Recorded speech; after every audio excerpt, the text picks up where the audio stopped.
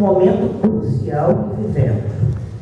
E não é só a questão da greve nas universidades, que é o que nos ocorre aqui, mas são outros projetos que vêm para a universidade, assim como a terceirização que está em pauta nesse país. Todas essas pautas estão conjugadas. E aí, nós vamos ter uma semana de discussões importantes no campo da história e áreas afins aqui. Mas uma reflexão que não pode calar durante essa semana é o que eu estou fazendo para mobilizar meus colegas, meus vizinhos, meus alunos e a sociedade de uma maneira geral ao paradigma de truculência do Estado que nos oprime, não apresenta alternativas. Depois de todo esse processo, e principalmente em relação às universidades estaduais, o governo não convida, não chama os sindicatos das universidades para conversar. Ele chama outros sindicatos e alega que está fazendo algum debate. O nível de turbulência do governo Beto Richa, do PSDB, num momento como esse, significa para nós que hoje podemos estar juntos nesse congresso, mas pode ser que essa universidade, tal como a nós conhecemos hoje, não exista mais no futuro. Muito obrigado.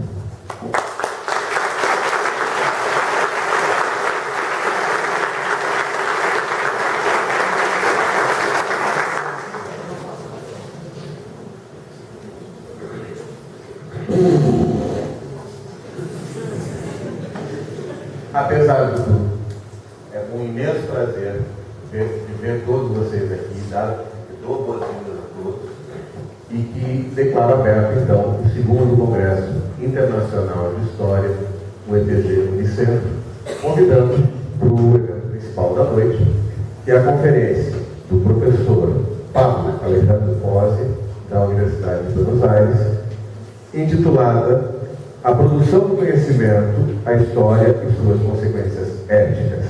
Pablo, por favor.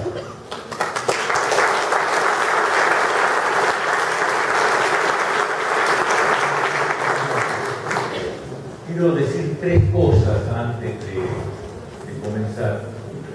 Primero, ruego perdón porque a pesar de todas las veces que he venido a Brasil, no he logrado aprender una palabra de portugués.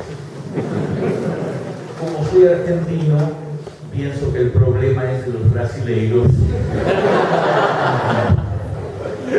La realidad es que el problema es mío y es un déficit. En ese sentido, es un verdadero honor para mí que me hayan invitado. Agradezco verdaderamente de todo corazón y sobre todo agradezco la paciencia que tienen de escucharme hablando en otro idioma. En ese sentido, si no me entienden, por favor, digan, ¿sí? No me ofendo y me gustaría hacer el esfuerzo para que nos comprendamos. Primero. Segundo, acá somos 4 profesores de Argentina. La profesora Claudia, la profesora Mónica Gatita de la Patagonia, el profesor Fabio Nigra y yo. Nosotros traemos la solidaridad de las asociaciones de profesores universitarios argentinos para con la greve de ustedes. Esta es una solidaridad, no es simplemente discursiva. Queremos explicar que para nosotros es muy importante que ustedes puedan ganar, que acá se juega, se disputa algo fundamental, que es la educación, y sin la educación no se puede hacer un mundo mejor. Eso a veces olvidamos y olvidan los tecnócratas.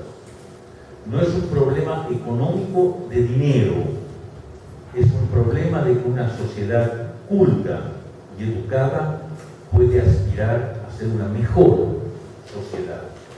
Resignar la educación implica que todo va a ser infinitamente peor. Como además tanto la Confederación Nacional de Docentes Universitarios de Argentina, la de Buenos Aires y la de la Patagonia, que expresan su solidaridad aquí, nosotros pensamos además que la solidaridad no es solamente de palabra. Estamos a disposición de ustedes para llevar adelante, para encarar, para desarrollar las acciones necesarias que necesiten para ser apoyados. ¿Se entendió usted? Bien.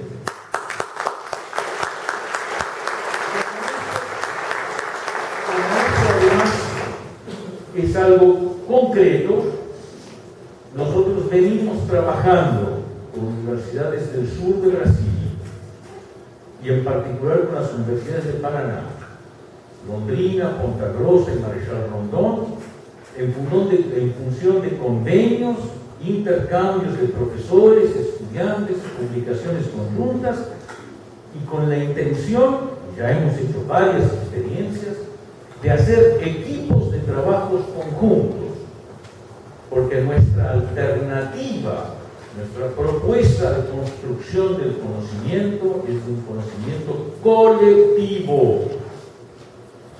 Pensamos que nuestra respuesta no es solo solidaria, sino que tiene que ser práctica. Y por lo tanto, además de la solidaridad con la greve, también tenemos la disposición de llevar adelante trabajos conjuntos con universidades, en este caso paranaenses. Creemos firmemente que podemos decir todos juntos, no pasará. No pasarán. Punto. Muito obrigado.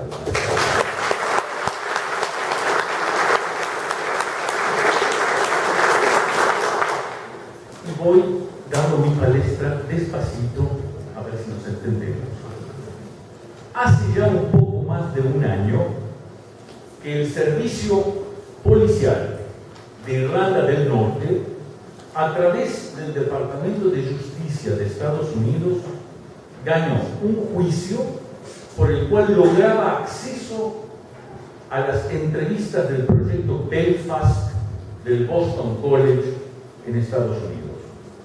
El proyecto es uno de los archivos más grandes que existe en el mundo sobre el ejército republicano irlandés y contiene cerca de 50 entrevistas en profundidad con militantes del IRA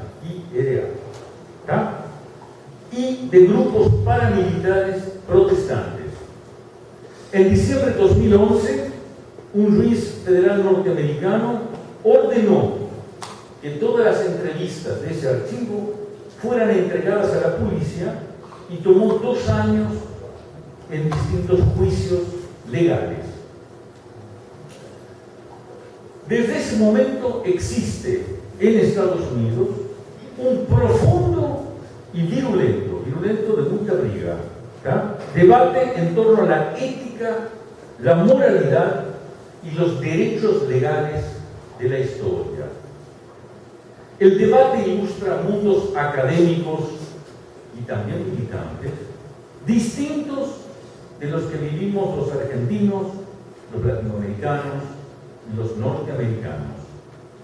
Pero asimismo nos enfrenta al problema de la ética y de las consecuencias de nuestro trabajo como pesquisadores. Una de las consecuencias de que la policía accediera al archivo oral del proyecto Belfast es que a partir de varias entrevistas se dice, bien, fue detenido, fue aprisionado e interrogado el principal dirigente, líder de Sinn Féin y gran arquitecto de los acuerdos de paz, ¿sí?, de Irlanda, de nombre Gerry Adams. Adams está acusado de ser responsable de la muerte de Jim McConville en 1972. Según el Royal Ulster Constabulary, fuerza policial de Belfast controlada por protestantes, McConville fue muerta por el IRA junto con una serie de otras personas acusada de ser informante de la policía. Dos de los antiguos militantes del IRA que fueron entrevistados, Brendan Hughes y Dolores Price, dijeron que Adams había ordenado la muerte de McConville. Hughes murió en 2008, Price en 2003. El proyecto Belfast fue ideado por un jornalista irlandés, Ed Moloney, que se lo propuso al bibliotecario del Boston College, de nombre Robert O'Neill. Moloney recomendó al historiador Anthony McIntyre para que llevase a cabo el proyecto. McIntyre fue miembro del ejército republicano irlandés y estuvo en prisión 17 años por matar a un protestante. Tanto Moloney como O'Neill acordaron que McIntyre era el hombre ideal, puesto que sus antiguos compañeros del IRA le tendrían confianza. Thomas Hatchie, director del Centro de Estudios Irlandeses del Boston College, entregó $1 millón, $1 millón para la realización del proyecto. Entre 2001 y 2006 se hicieron las primeras 40 entrevistas y más adelante se hicieron cerca de 10 más. Es notable que 34 de esas primeras entrevistas fueron a miembros del IRA y solo 6 a los protestantes.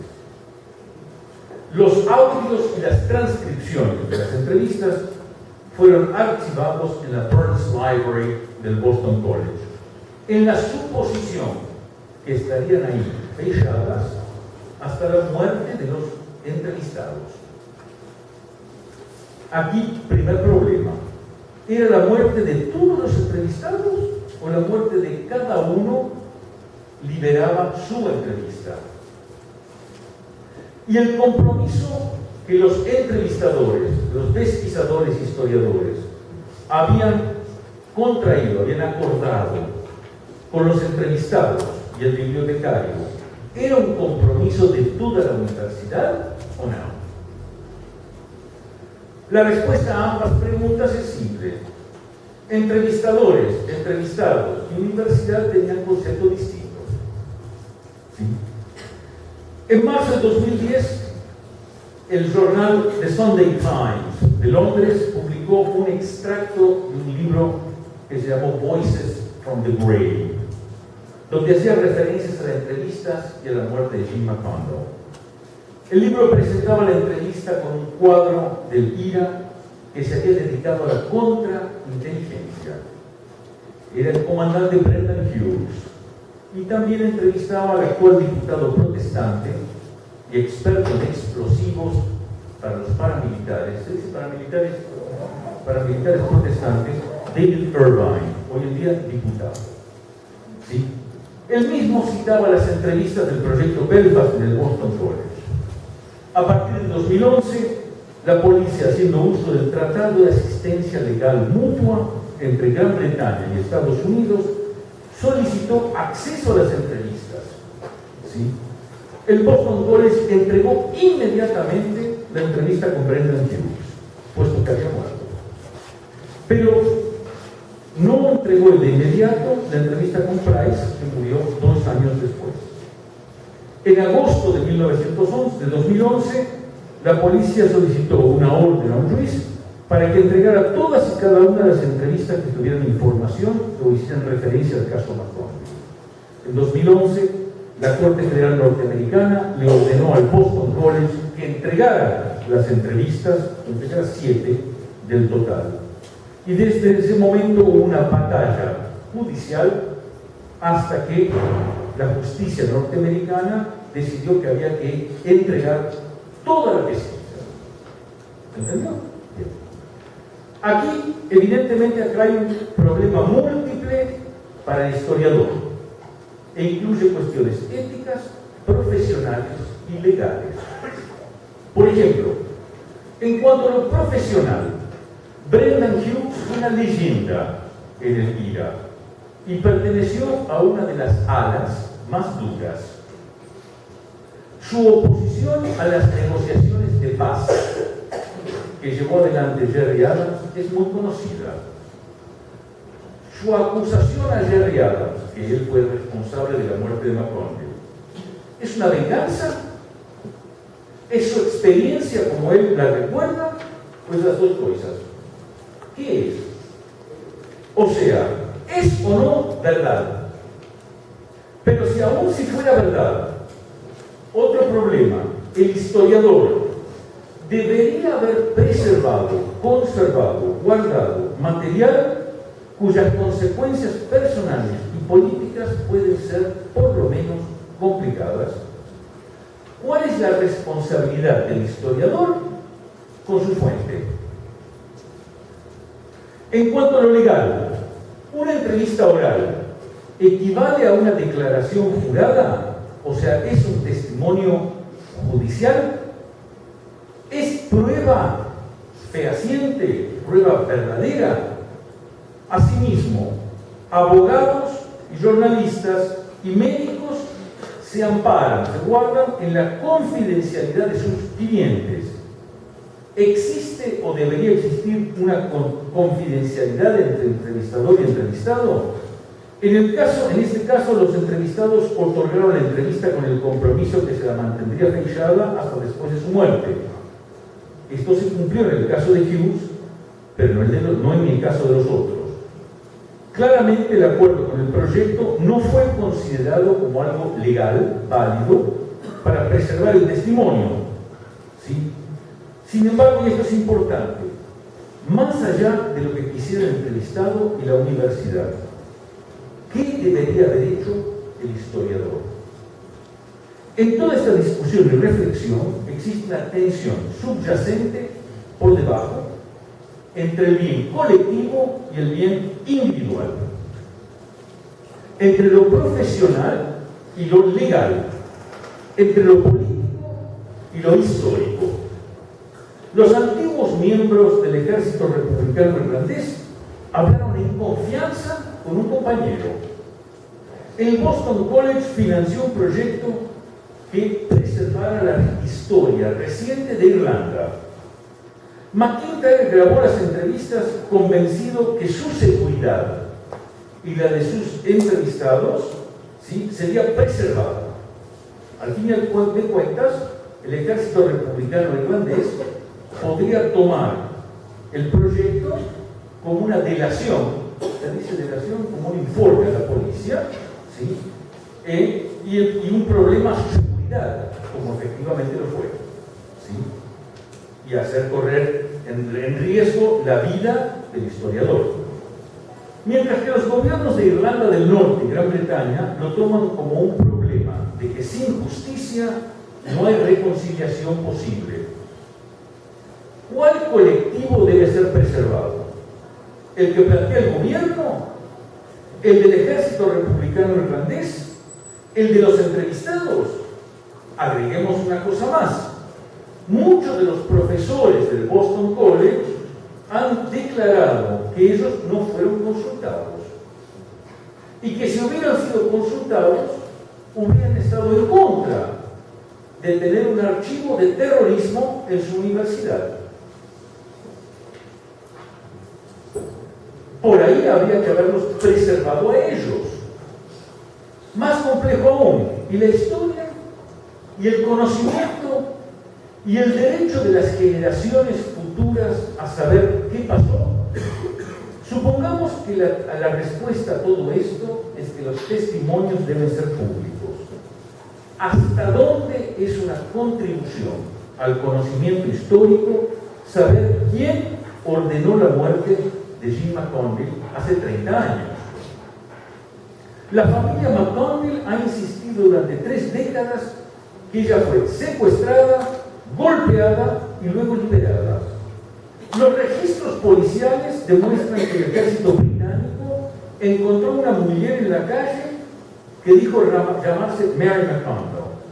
Al día siguiente fue secuestrada y desaparecida hasta 2003, cuando se encontró su cadáver. La policía nunca investigó el caso. ¿Quién la mató? ¿El IRA? ¿La policía? ¿El ejército? ¿Sí? Ni hablar que una vez que un juzgado puede pedir la pesquisa de un historiador y utilizarlo como prueba en un juicio, ¿qué significa eso para futuras pesquisas? ¿Ya? Todo lo anterior deja de lado también un problema metodológico. Por lo menos en el caso argentino, pocos antiguos, pocos guerrilleros otorgan respuestas que puedan significar procesamiento legal. Es raro que se mencionen nombres reales de compañeros vivos o que se permita grabar datos que pueden ser castigadas hoy. De hecho, también esto es cierto en el caso de los irlandeses. Una cosa bien interesante es que la entrevista de David Irvine, protestante, no da ningún dato que puede ser castigado. Ni uno. Pero en la entrevista de Brendan Hughes sí. ¿Sí? Entonces, ¿por qué Hughes y Price decidieron mencionar a Adams y acusarlo de ordenar la muerte de McConville? El historiador hizo chequeos que permitieran controlar las respuestas. ¿Y por qué preservó esa parte de la grabación? La policía solicitó acceso a las entrevistas con los miembros del IRA y solo más tarde expandió su pedido al conjunto del archivo. ¿Por qué el IRA sí y los protestantes no? Más aún, unos años antes, un jornalista, Martin Dillon, publicó un libro que se llama The Dirty War. Dillon entrevista a mucha gente del IRA y muchos protestantes, y también entrevista soldados de algo que se llamó Special Reconnaissance Unit del ejército británico. La tarea del ejército del Special Reconnaissance Unit era infiltrar el IRA y asesinar. Sin embargo, la policía británica nunca pidió esos testimonios. ¿Por qué no lo pidió? No lo hizo porque no era el momento para hacer juicios. No lo hizo porque se acababa de firmar la paz. No lo hizo porque el culpable era el gobierno de su majestad británica. ¿Por qué? El dirigente del IRA y del Sinn Féin, compañero de armas, Martin McGuinness, ha insistido repetidas veces que el tema es absolutamente político. Y el historiador McIntyre actuó correctamente o fue utilizado en su profesión.